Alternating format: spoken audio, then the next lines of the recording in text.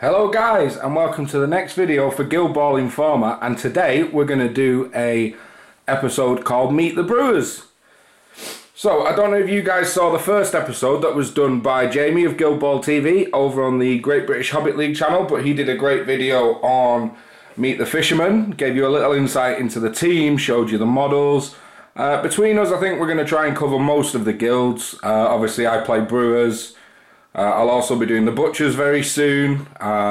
You can expect the Masons from Jamie and the Morticians from me as well. And we're going to try and get across most, if not all, of the teams. So what I'm going to do, very much like Jamie, I'm going to give you a quick rundown of each player one by one, and then come back at the end and we'll have a quick chat. Alright guys, see you in a sec. Okay guys, so first up is going to be the Brewers captain, which is Tapper. One of my favourite models in the range. How can you not love him? And as you can see, these models are painted by myself. Quite a rarity, as some as you already know. Most of my painting tends to be done by James over at Yggdrasil Painting Studios, who is bringing us our weekly videos on painting and modelling techniques. So, Tapper. A little bit of background on Tapper. He's from Mald, as you will find most of the Brewers Guild are, and you can usually find him propping up a bar stool in the Drunken seamstress.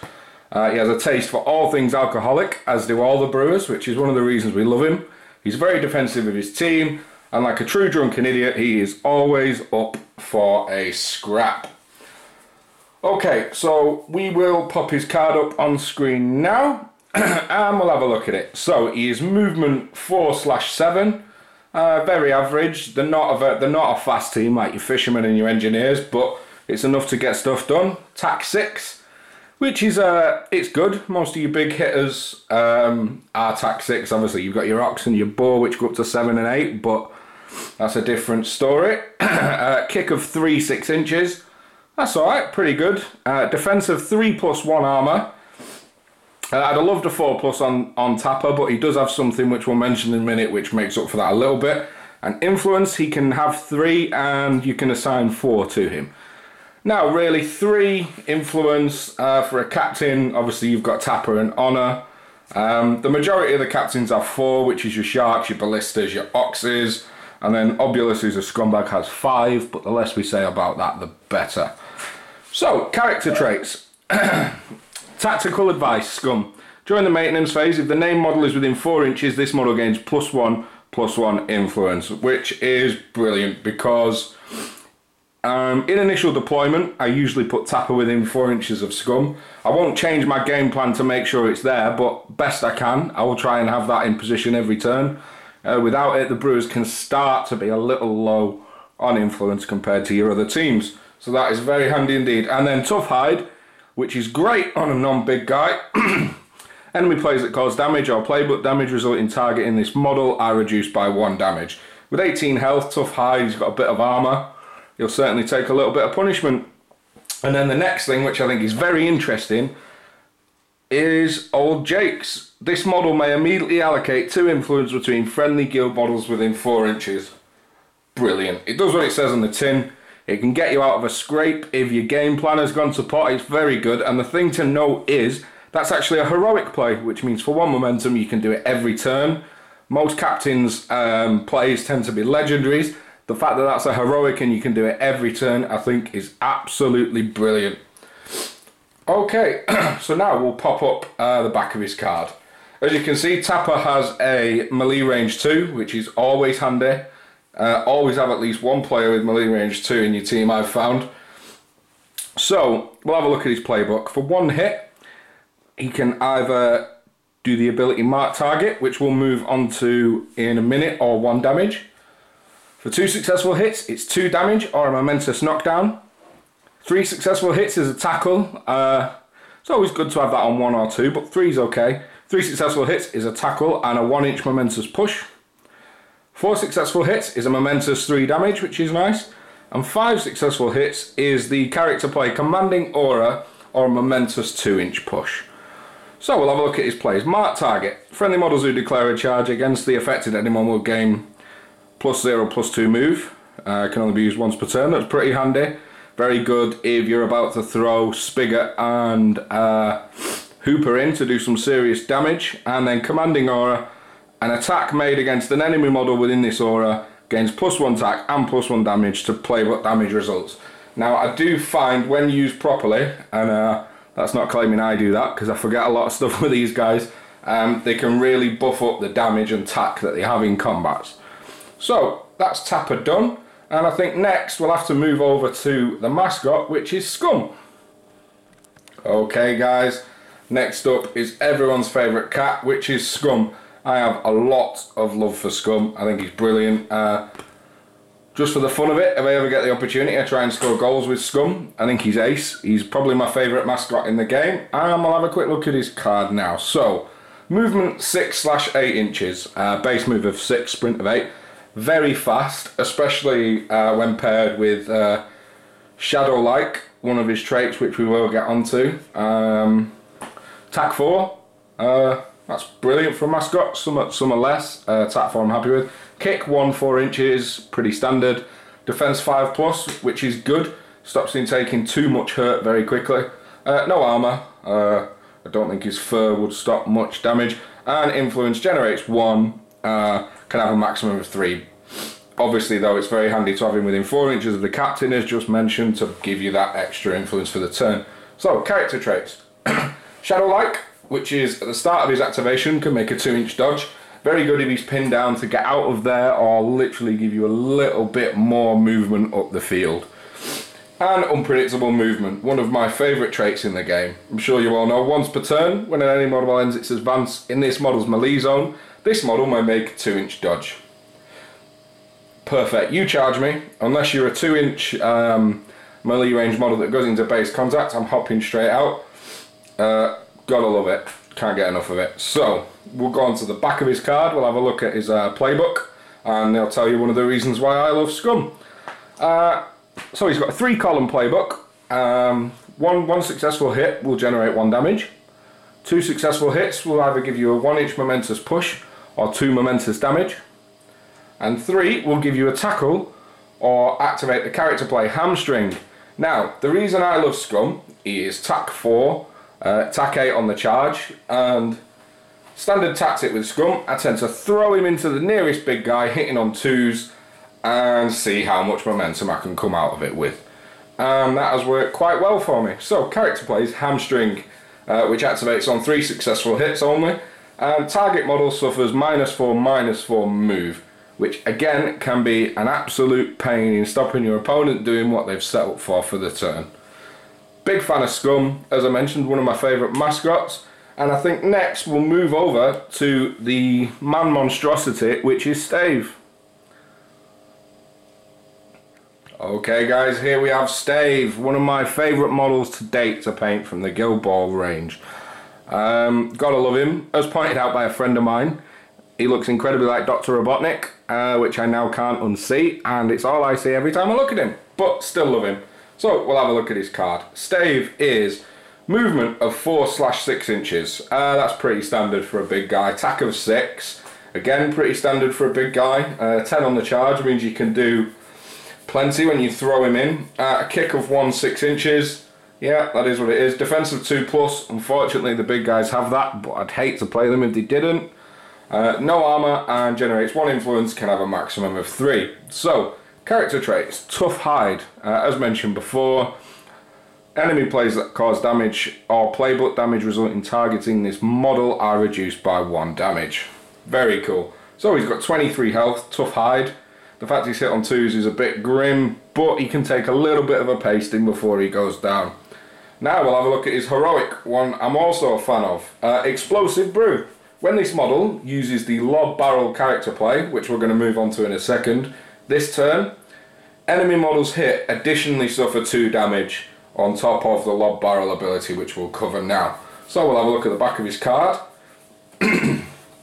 Okay, so melee range 1, which is expected. So for one successful hit, Stave can do 1 damage or a momentous knockdown, which is absolutely brilliant. Very much like Kraken, throw him in around a couple of people, knock them all down, and you've very much got your money's worth out of that activation. So for 2 successful hits, you can do a 1-inch momentous push. 3 successful hits, you can do 2 damage. 4 successful hits, you can do a 2-inch momentous push. 5 successful hits is a tackle or a momentous 3 damage, which is nice, so you can dish it out. Okay, character plays.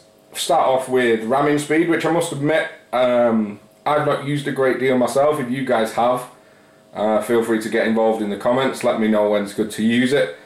It's worth noting these were my first team, so I learnt the game with these, and then when retail hit and I got my hands on other toys, they've not seen anywhere near as much action, so I am keen to get back to them and master them. So ramming speed anyway, I'm rambling. Cost 1. During this model's advance, any model whose base is touched suffers a 2-inch push directly away. A model can only be affected by this character play once per turn. So very good for clearing away, breaking people who are engaged out of that and stuff, and just clearing a path for his boys, which is very much what he does, especially with his other character play, which to date may be my favourite because it's crazy fun, which is Lob Barrel. It costs 2. It's got a 6-inch range, and that's a 3-inch AoE. All models hit suffer a 4-inch push directly away from the centre of the AoE and the knockdown condition. This character play may only be used once per turn. Now, I play Jamie from Guild Ball TV a lot, and throwing this at his fisherman every turn is great fun. They go flying, the ball usually scatters. I can usually thwart at least one of his plays that he's got planned for the turn. And the effects it can have are devastating. So I am a big fan with that. And then if you couple it with his heroic, so for 1 momentum and 2 influence, it's a 4-inch push directly away, knockdown, and 2 damage. And that is not to be laughed at, I must say. So I think next we're going to move over to potentially one of the best, if not the best non-captain brewer player, which is Hooper. So guys, here we have Hooper. Looking pretty mean, waving his big stick around. Now, looking at the lore a little bit, Hooper has had a very rough life, and he's known to never, ever, ever back down from a scrap. To be honest, when he's on the pitch, he's usually hunting it down. He does have aspirations of becoming the warlord of the Brewers Guild, yet despite that, he's very loyal to his team to a fault. Tapper gives him freedom knowing this, unless he needs reining in, but he does so with caution, knowing that Hooper is a bit of a beast. His team trust him thoroughly, and they all know he's always got their back. What a man. Okay, so we'll have a quick look at his card now. Hooper is movement 4/7, very good. Paired with his 2-inch melee, it means he's got a 9-inch reach, that's pretty good on the charge. He's attack of 5, which is good. He's a kick of 2, 6 inches, very average-ish. Defense 3+, 1 armor, and he generates 2 influence, and he can take up to 3. Excuse me. So, character traits, tough hide, brilliant. Anybody with tough hide is good in my book. Enemy players that cause damage or playbook damage results targeting this model are reduced by 1 damage. So when you're playing your butchers and some of your other maybe the masons even, teams who will dish out damage as opposed to the fishermen engineers who are going to just outmaneuver you, tough hide is invaluable. And then he's got his second one, which is brilliant, which is shove the boot in. This model gains +1 damage to playbook damage results against models suffering the knockdown condition. So the way I tend to play the Brewers quick insight is Stave will throw his barrel, knock some people down. Hooper and Spigot will fly in and do some damage. And then coming up next is his heroic play that you can see, True Grit, which I think is absolutely amazing. So, True Grit, immediately remove all conditions from this model, and this model gains +2 tack. So, let's say if Hooper is knocked down at the start of his activation, instead of spending the momentum to stand him up, you can spend it on True Grit instead, which will stand him up and give him +2 tack. And then, let's say for example, he charges a knockdown model. He's going up to tack 9, tack 11 even, including the True Grit, and he'll get +1 damage to the model knockdown. He can really dish it out when he needs to. He's a bit of a beast. We'll have a look at the back of his card. So, Hooper, on 1 successful hit, he can do 1 damage or a momentous 1-inch push. 2 successful hits, he can do a tackle or 2 damage. For 3 successful hits, he can activate the character play smash shins or do a momentous knockdown. 4 successful hits is a momentous 2-inch push, and 5 successful hits is a momentous 3 damage. So that could go up to 4 with shove the boot in. He can really put the pain out there. So tough skin, cost 1, range 4 inches. Friendly target model gains +1 armor. May only be used once per turn. +1 armor is very good, never to be knocked at. Smash shins, which he can only activate for 3 successful hits. Target enemy model suffers -4/-4 kick. So you throw him into a striker and he's going to pretty much stop them doing what they're going to try and do. And one of the other beauties of Hooper is he has a 2-inch melee zone. Having a second one of those in the team is always handy for models like, for example, with unpredictable movements. So when you charge, you can still keep them within charge range, which is a godsend. Hooper has to be one of my favourite players and he performs very well. Let's see. Next we'll have a look at Spigot. Okay guys, next up we have Spigot. Everyone's favourite lovable drunk. So Spigot in the lore used to be the best of the best in the Brewers Guild, but one too many heavy nights and a couple of years of binge drinking, and he's a little bit of a drunken mess these days. But the Brewers Guild are loyal to a fault, so they keep him around. And that is because every now and then on the pitch a little bit of Spigot shines through, and when it does, he's unmatched. A true footballing legend. So let's have a look at his card. Spigot has a move of 5'8", which is very good. Nice fast nimble player. Tack of 5, great. Kick 3/6 inches, so he is good over on goal. If he's taking a shot, he's probably going to put it in, unless your dice are as bad as mine usually are. Defense 3 +1 armor, just like Hooper. Generates 2 influence and can be assigned 4. Very good. So let's have a look at his character traits.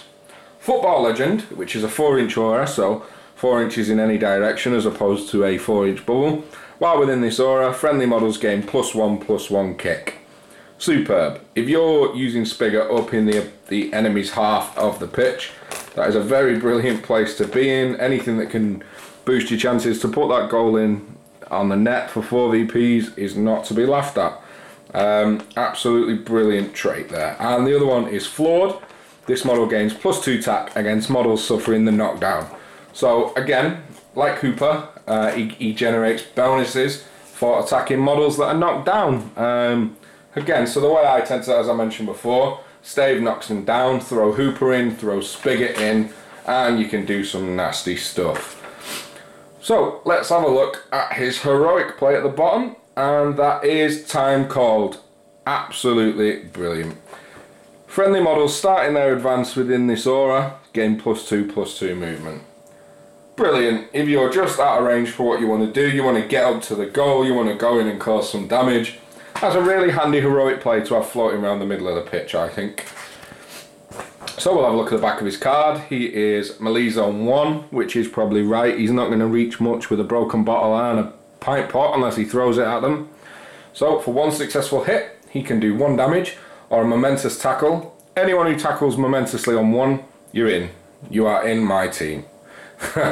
So we'll have a look at 2 successful hits, which can activate the ability Ball's Gone, which we'll get to in a minute, or 2 damage.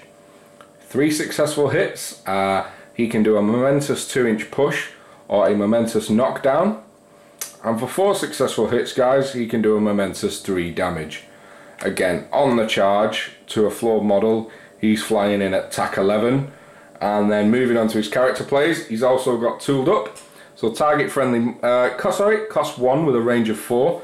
Target friendly model gains +1 damage basically. So again, like Hooper, he can be flying in at tack 11, +1 damage. So he can hit a momentous 4 on 4 successful hits. He may even wrap around. Those two together can do a lot of damage if they catch you on the floor. And his other ability, which is awesome, but I always forget to use or position for, I must admit with this guy, Ball's Gone. So tackle the target enemy model. And you do that on 2 successful hits, so it's only 1 more than the actual tackle. The ball token may be placed in possession of a friendly model within 4 inches.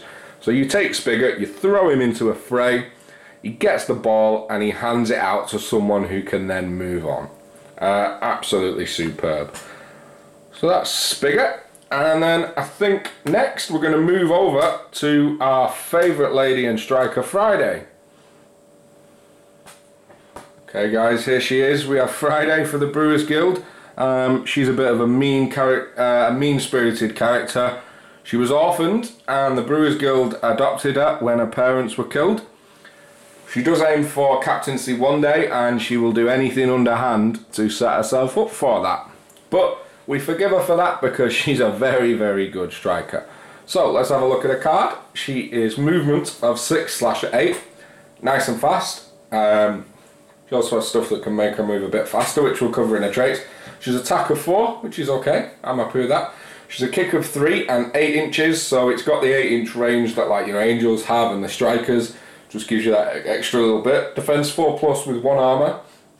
So she can take a beating, which is good. She only has 12 health. A lot of the strikers are quite low on health, but I agree with that, to be honest. And then she generates 2 influence and can be assigned 4. So character traits: shadow-like. So very similar to Scrum, her favourite little pet. At the start of the model's activation, she may make a 2-inch dodge. Defense support, Spigot. When positioned within 4 inches of Spigot, this model gains +1 defense, which takes her up to 5s. They're quite a good combo, really, because he gives her a 5+ defense, and Spigot also with his, if he's dropped his time called, he makes her an 8-10 move with an 8-inch kick. She's gonna, and the 2-inch dodge, she's gonna get the ball where she wants it, let's be honest. So next, defense support, Spigot. While within 4 inches of the name model, sorry, we've just been over that one. Ignore me, it's been a long day. Let's move on to the next bit. Get over here, Scum. During this model's activation, if the name model is within 10 inches of this model, the name model, so Scum, may make a dodge. It's important to note a dodge, so no parting blows and stuff, because it's a reposition up to its base move towards her. So I think that's very good. You can move Scum towards her, and then Scum could have his own activation and move again. Really helps you cover some distance to the table. Scrum and Friday, I think, work absolutely brilliant together. Then, heroic play. I shoot better after a beer. Now, I don't think I would. I'd probably struggle to see the ball, but good on Friday. And that is, this model gains +1, +2-inch kick. And it also gains +1 defense against parting blows. So that takes her up to 5+ defense, or 6s if she's around Spigot. So it's really handy for her to go in, tackle the ball, throw her heroic down. She's then likely to get out of any engagements with the ball, and her kick is then gone up to a 4 dice 10-inch kick. Not to be laughed at all. She's arguably one of the better strikers in the game for me. So we'll have a look at the back of her card. She has a 1-inch melee, which, yep, fully expect. She has 3 columns on a playbook. So the first one is 1 damage or a momentous tackle. Most of the strikers in the game tend to have a momentous tackle on 1, which is good, because not only can they score the ball, they're good at getting in there and taking it back. 2 successful hits will give you a momentous 1-inch push or a momentous 2 damage, which is pretty good on 2 successful hits. And then 3 successful hits will let you activate the ability Dirty Knives. So we'll have a look at her character plays. Dirty Knives, you can either spend 2 influence or activate on 3 successful hits. It has a 6-inch range. Target enemy model suffers -1 defense, 1 damage, and the poison condition. Now, when I first was learning the game, I didn't use this very much, but if you get that off early and your opponent is low on momentum to start clearing it, you can really see the damage it can do slowly over time. That is nothing to be laughed at. It's a very good character play in my book. Okay guys, so that is the Brewers. I think I will put them all back on the table for you to have another look at, and we'll have a quick chat about the Brewers team in general.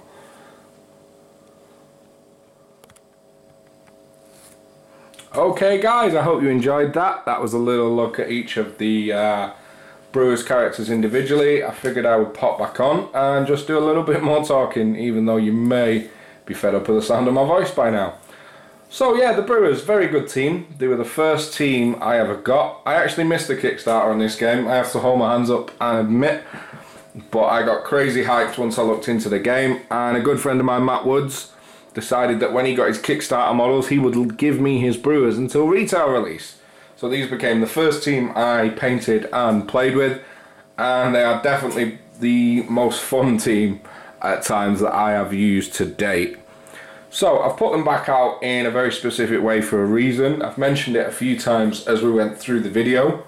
Obviously not quite as clumped up as you see, but this would be my normal deployment for Brewers during a game. As you can see on one side we have Spigot, Hooper and Stave. The reason I have those three together is, as mentioned, Stave does what he does, throws a barrel of flaming beer, knocks everyone down, causes mayhem, disrupts the game, and then if you can fire Spigot and Hooper in with the bonuses they get for the knockdown, Spigot can tool up, things like that. They can do a lot of damage and really put the hurt on your opponent. And then if you look at the other side of the table, you have Tapper with Scrum for the +1 influence in the maintenance phase, if within 4 inches, which, let's face it, we could all do with a little bit more influence no matter how many we have. And then Friday, and Friday and Scrum work very well together with the get over here that Friday has, giving Scrum the double movement. So that is a little insight into roughly how I play with my Brewers. So if any of you play me in a tournament anytime soon and I'm using these guys, you should fully beat me right now.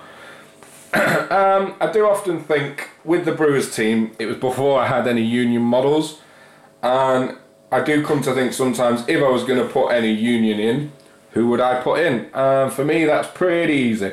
Rage. If you can put Rage in your team, you put him in. That is my rule. And I'm quite lucky because Rage does play for all the teams I own, which is pretty nice. And then obviously I get thinking to who would I take out of this 6-man lineup to put Rage in. And if you think differently to me, or if you've got any ideas, feel free to put them in the comments. I'd love to be chatting to you all about this. Anything you've noticed in the video. But for me, it would probably have to be Spigot, I think. Spigot's great. All of the Brewers are good in their own right. It would have had to have been Spigot or Hooper, but just keeping that second 2-inch melee range character in there swung it. So I would probably take out Spigot and drop the mighty Rage in to let him run round and cause a little bit of carnage on the table. So guys, I really hope you've enjoyed this video. If there's anything else you'd like to see on these, please let us know in the comments. I plan on doing the Butchers as well, so you will get the Butchers in the next few weeks. And then following that, I think Jamie will be doing the Masons, and I'm going to look at the Morticians. And then from there, as we pick up the teams, we will do the others too. If there's any ways you think I could improve this video, let me know. As always, you'd be doing me a big favour if you could subscribe to the channel, share it with your friends. I assure you, I know I keep saying it, there's some good stuff coming soon. We're working on the battle reports and the best ways to bring good content to you that is enjoyable to watch.